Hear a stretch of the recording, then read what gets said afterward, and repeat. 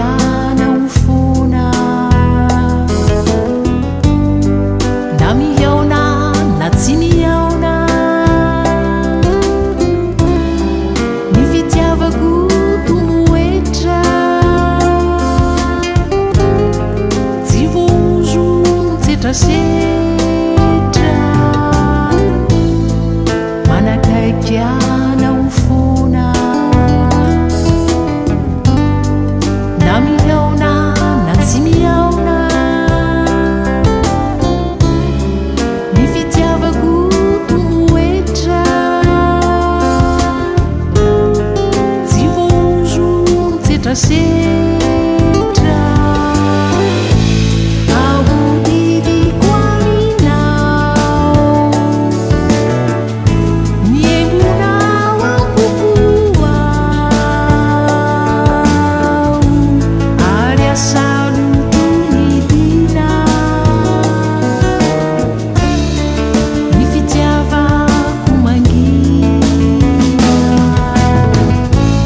ahodidiko aminao niembonao ampokoao ary asaloto nidina ny fitiavako mangina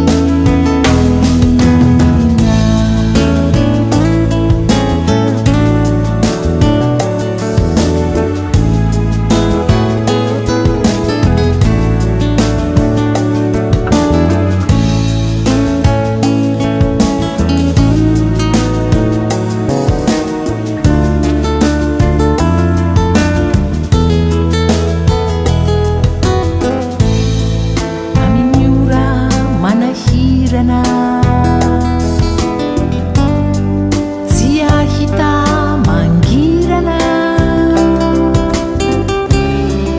ao ny hirako ho namana azo toky anolotanana amin'ny ora manahirana tsy ahita mangirana ao ny hirako ho namana azo